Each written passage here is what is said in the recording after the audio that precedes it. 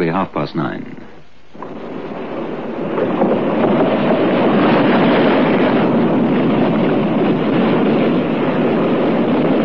That's her. That's her, sir. We'll line it, and we'll open up the cove in a bit. Mind you, sir, I don't say the ship is still there. And if she is, you'll bear in mind as I told you all along, as there weren't no one in her when we went aboard.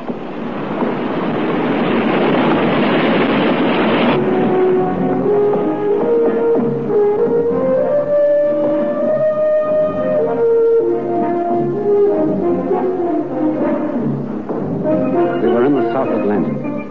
Far away to the north showed dimly the grim, weather-beaten peak of the island of Tristan, the largest of the da Cunha group, while on the horizon to the westward, we could make out indistinctly Inaccessible Island. Both of these, however, held little interest for us. It was on Middle Islet, off the coast of Nightingale Island, that our attention was fixed. We were looking for a boat, a long-lost boat called the Happy Return. My friend Trenhern's fiancée had sailed for Tasmania on the Happy Return, but the craft had never reached Van Diemen's Land. It had been lost in the vastness of the ocean. Only Trenhern would never believe that the beautiful girl he had sworn to make his wife would never again smile at him and sing to him. He searched and searched, and I accompanied him on a voyage over the edge of the world into the abyss that lies beyond midnight.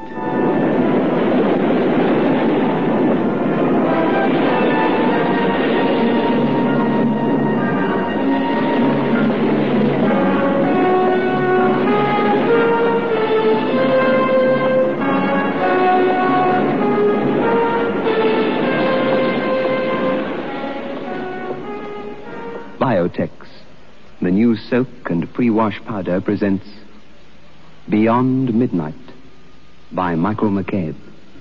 Just soak in Biotex. Just soak in Biotex.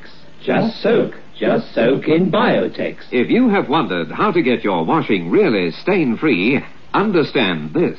Biotex removes the stains and dirt washing won't. Just soak in Biotex. Stains, grass stains, tiresome collar and cup stains, ingrained dirt, soil and grime. Out they all come, and you don't stir a finger. Just soak in Biotex. Biotex with natural enzymes is the pre-wash powder with the most enzymes to give you extra pre-wash power.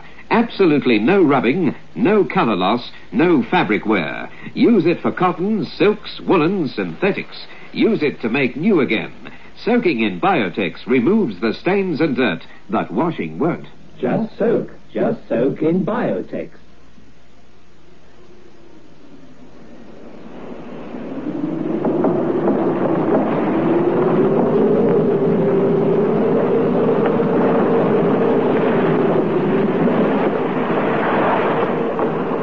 It was really a last effort.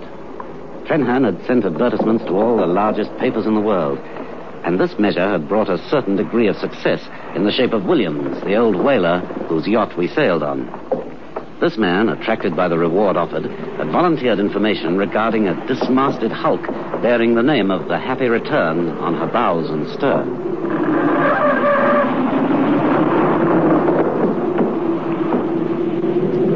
None of us wanted to have much truck with her. She hadn't a comfortable feeling about her. And she were too clean and tidy for my liking. How do you mean, too clean and tidy? Well, so she were. She sort of gave you the feeling as a crowd had only just left her and might be back any bloomin' minute. You'll say what I mean, sir, when you gets aboard of her. Quick, Williams, is that the place? That's it, sir. But where's the ship? I see no sign of her. Where is she? It's all right, sir. We ain't far enough up southward yet to open out the cove. It's narrow at the mouth, and she were right away up inside. You'll see in a minute. Excuse me, sir. Fabian, bring her round. Bring her round, then. What you got them eyes for? Bring her round. I feel all of a shake. Up there, old chap. Hang on. We'd better order one of the boats to get ready for load. What if there's nothing? I've built up such hopes. What if you get ready to go ashore? You'll soon know.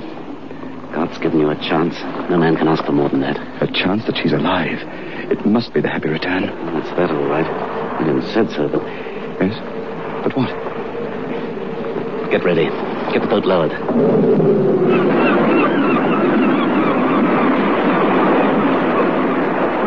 We drew abreast of the narrow opening. It ran a considerable length into the islet, and then at last something came into sight, way up among the shadows within the cove. It was the stern of a vessel. You see her? You see her there?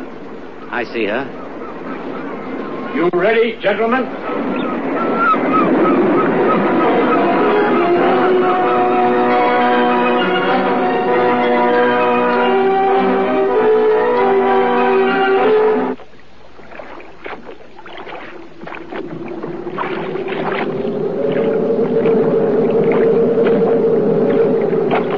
Of the yacht and the old whaler steering, we pulled into a small circular sea enclosed by gaunt cliffs. Trenholm's face was white. He was terribly afraid of finding nothing. And then we were under the hull of the Happy Return.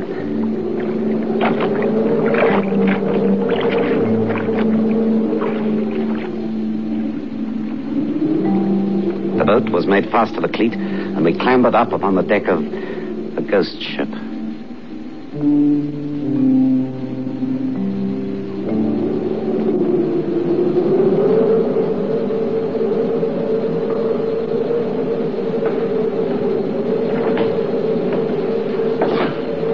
See how bloomin' clean and tidy she is. It ain't natural. Everything as if she was just going into port. And her a bloomin' wreck. See her, do you? Everything. Ropes, everything. Neat, clean, as if... Her masts have gone. So the boats. But the rest. This means there were some of them alive, at least when she drove in here. They may be... They might be...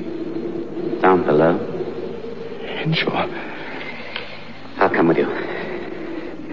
It feels strange. Lonely. Too quiet here. Let's go down. Down below, please. I ain't going down there by myself. We're coming down as well. We'll each of us go down.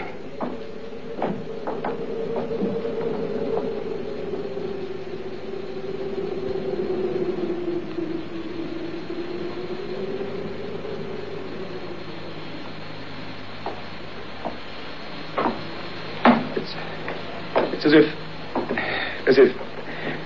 I mean, everything's exactly... Nothing disturbed. Nothing out of place.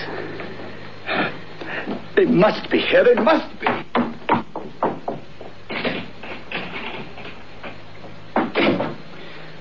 No hurry. No confusion. What happened? Where are they? She's lain here, dismasted for 5 months. See here, sir. Huh? That there might be the young lady's cabin, eh? Nothing. There's female things hung up there. Nothing. And there's sort of fixings up on the table. How dare you desecrate... That's her brush. It's her. All right, Trenholm. It's all right. I wasn't going to steal the bloomin' thing. I was only looking. Tried to help. Well, no offense, mister. I wasn't doing nothing bad, sir. Was never going to steal the bloomin' thing. I know, but Mr. Trenholm, he's... Look. What? Everything's here. It's hers. This is where she... Where what? Where is she? There's nobody here. They've gone. Overland or... Look at this. See? Hmm? A calendar. Calendar? Read the date. April the 27th, 1882. That's today's date. It's a mistake. It's not. It's been set this very day. Oh, please, dear God, grant I find her. What was the date at which it was set? Quick. Date? Yes, when you came aboard here before. I never even seen the bloomin' thing before. I didn't stay no time aboard of her. Sarah! Ah! Come on. They're here somewhere. They're hiding. Come on, search! And we did search. We went through the whole ship from stern to bow. There was nowhere any sign of life. It aren't far off dark, sir. And we'd have to be getting out of this place while there's a bit of daylight. And I persuaded Trenherne that we had to leave, that we would return. And reluctantly he agreed. And minutes later we were in the boat and heading out for the open sea.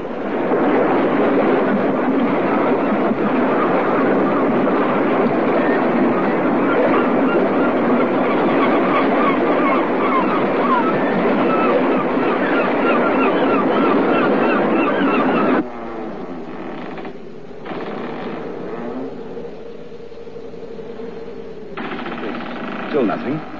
No one on the Happy Return. We'll land as early as possible on Middle Islet. And if we find nothing there, then I want to make a thorough exploration of Nightingale Island. And what's the other? Williams called it the Islet of Stoltenkopf. Stoltenkopf. Then that is what we'll do. And if we still find nothing?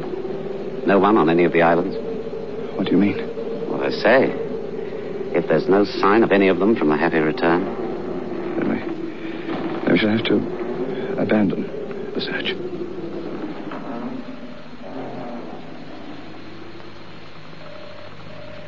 We began just after dawn the next day.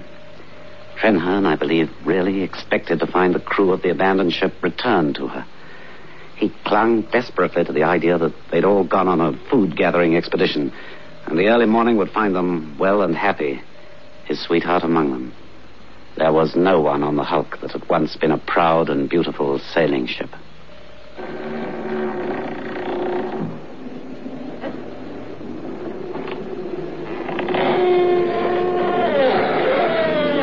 Vanished from the face of the earth. Let's see. Henshaw, look. See, read it. Read the date. When Trenherne had shown me the calendar the preceding day, it had read April the 27th. Now, it had been altered to the 28th.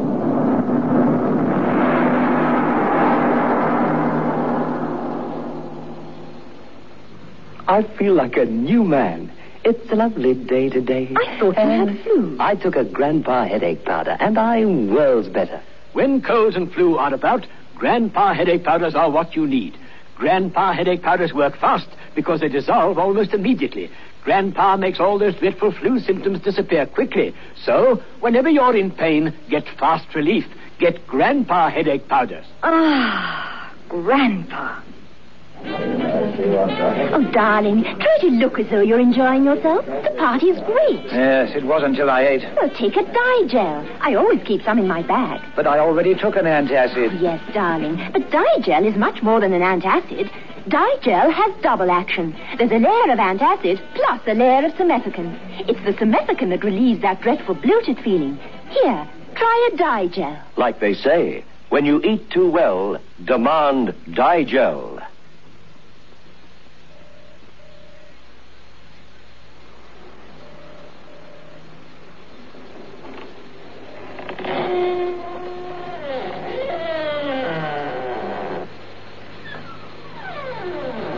What's it mean, Henshaw? What's it mean?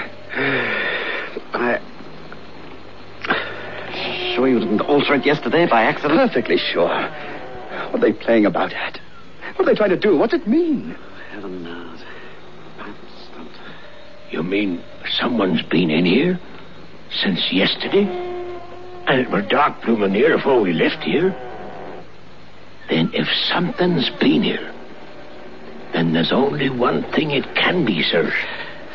That's enough, Williams. Only one thing, and that's plain. And that thing's ghosts. Hold your tongue, Williams. Where are you going? On deck, sir. I didn't sign on for this here trip to have no truck with spirits. Now, listen. They're not living aboard here, that's obvious. They've left for some reason. They're living somewhere else, in a cave or something. What about the calendar, then? You think that... Yes, I have an idea. They come aboard here at night. Why? I don't know. Perhaps there's something that keeps them away during the daylight. Perhaps, well, animals. Something they'd be seen when it's light. I don't know. I'm only... Animals aboard ship? There's something that could get at them on this ship, surrounded by sea, at the bottom of this pit thing, with all those cliffs. Well, then they'd never be safe anywhere. Surely they'd stay here, down here during the day. Henshaw, I'm only trying to There find... aren't any animals, nothing dangerous on those islands. What's the matter with that blasted door? The calendar, though. How? Well, there's nothing here. I can't understand any of it. We'd better start our search of the island. Yes.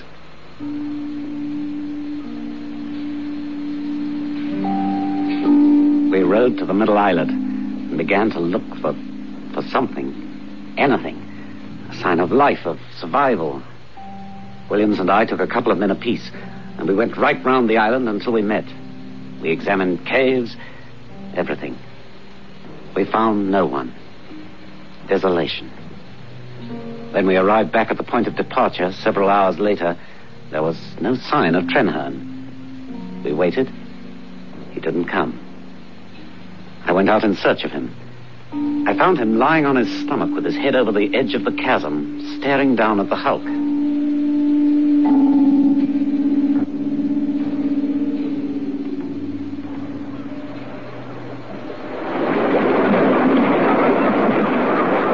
Trenherne? Bend down. I want you to look at something. Look. See what I mean? No. What? There. In the water on the starboard side of the Happy Return. Looking in the direction indicated, I now made out in the water, close alongside the wreck, several pale, oval-shaped objects.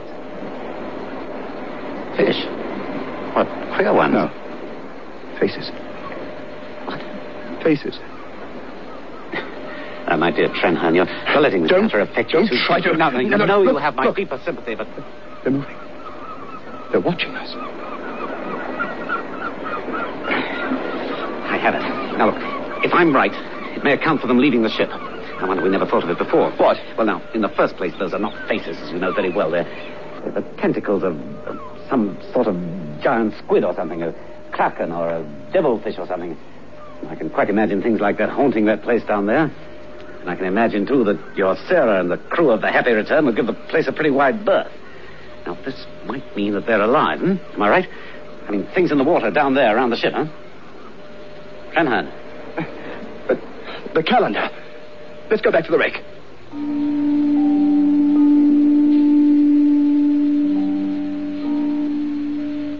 We returned to the wreck.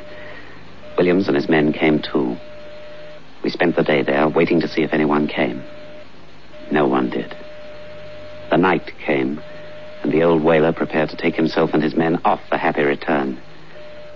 Trenherne wouldn't hear of leaving. Someone, he said, was going to come and change the calendar. He told me I was at liberty to return to the yacht with Williams, but of course I had to stay. The man left and came back in a little while with bedding for us. Trenherne gave them orders to come for us at daybreak.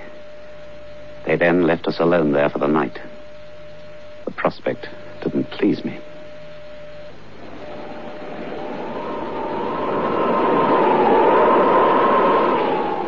The place was strange and cold and eerie, echoey, as if we and the wreck lay at the bottom of a great jug.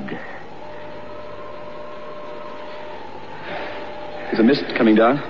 Feel it? But even if we are attacked, we have the weapons. I'd be pleased to meet the giant squid that could outwit a shell gun. Go below. I'll take the first watch. All right.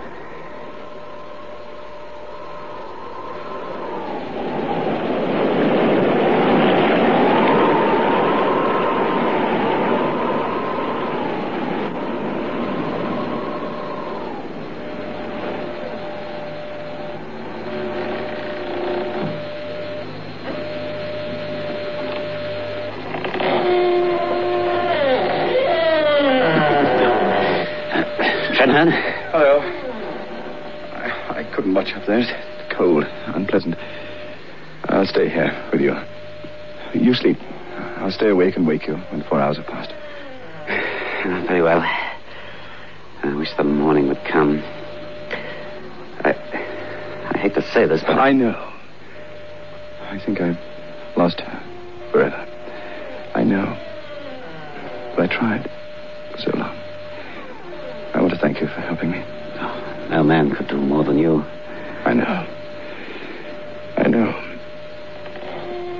She was so beautiful. You met her, didn't you? I met Sarah once, before she sailed for Tasmania. I never imagined that day would be our last, ever. Oh, that cursed door!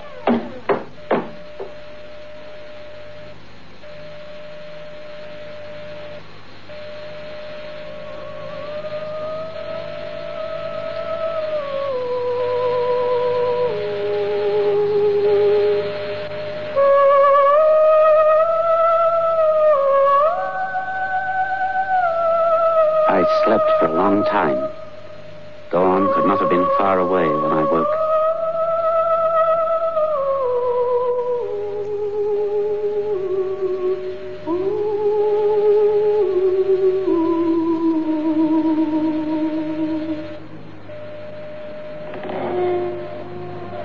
Train.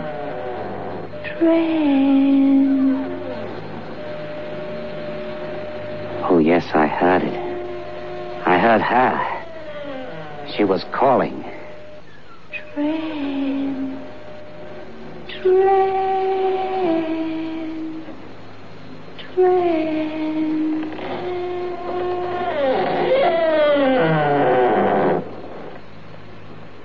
And then the door that had so annoyed Trenherne, and which, unaccountably, for there was no wind below decks, had begun to swing again, stopped. And I saw her.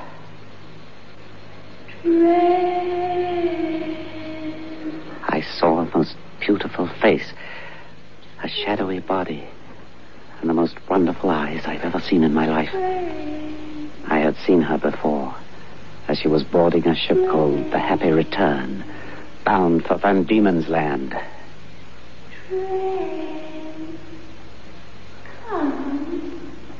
And then Trenherne awoke.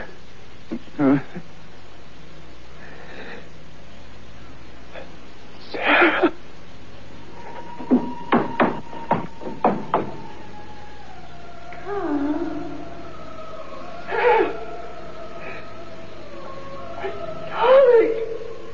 And I saw her arms go about him, and they turned and passed through the doorway and climbed the companionway. And there was nothing I could do to stop them. And I knew that I ought to have stopped them. I should have prevented him from leaving, because she was not of this world.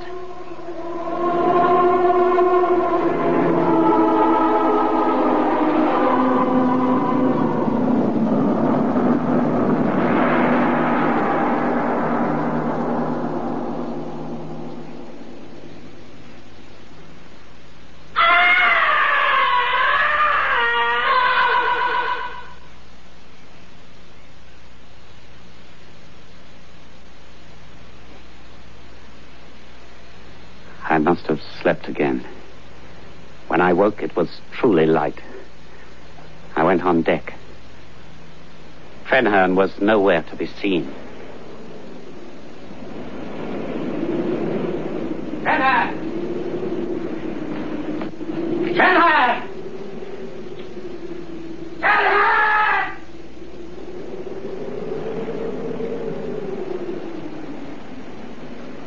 Nothing. My voice was flung back at me from the high, gloomy cliffs. I ran to the port side and glanced over. Nothing. I flew to the starboard side. My eyes caught something that floated apparently just below the surface of the water. I was looking at a score of pale, unearthly faces that stared back at me with sad, sad eyes. They appeared to sway and quiver in the water. I must have stood for a long time. And then I heard the sound of oars.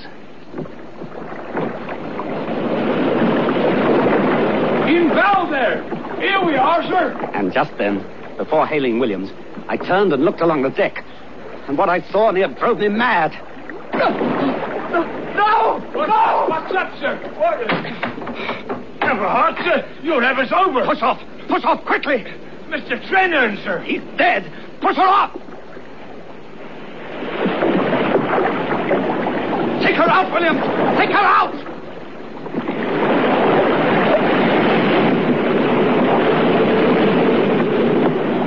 And they steered for the passage into the open sea.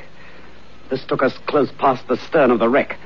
And as we passed beneath, I looked up at the overhanging mass. As I did so, a dim, beauteous face came over the taffrail and looked at me with great, sorrowful eyes. Hello. She stretched out her arms to me, and I screamed aloud, for her hands were like unto the talons of a wild beast.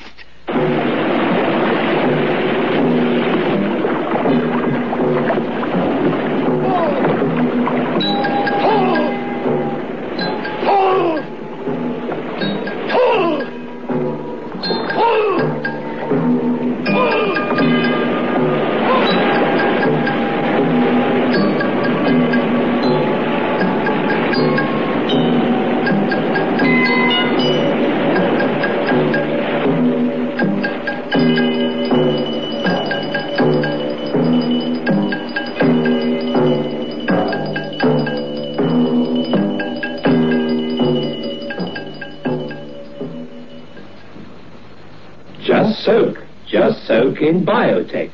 Just soak in Biotex. Just soak in Biotex. If you have wondered how to get your washing really stain-free, understand this. Biotex removes the stains and dirt washing won't. Just soak in Biotex. Stains, grass stains, tiresome collar and cuff stains, ingrained dirt, soil and grime. Out they all come, and you don't stir a finger. Just soak in Biotex. Biotex with natural enzymes is the pre-wash powder with the most enzymes to give you extra pre-wash power. Absolutely no rubbing, no color loss, no fabric wear. Use it for cottons, silks, woolens, synthetics. Use it to make new again. Soaking in Biotex removes the stains and dirt that washing won't. Just soak in Biotex. Beyond Midnight is presented every Friday night at 9:30 by Biotex, the new soak and pre-wash powder. The program is adapted for broadcasting and produced by Michael McCabe.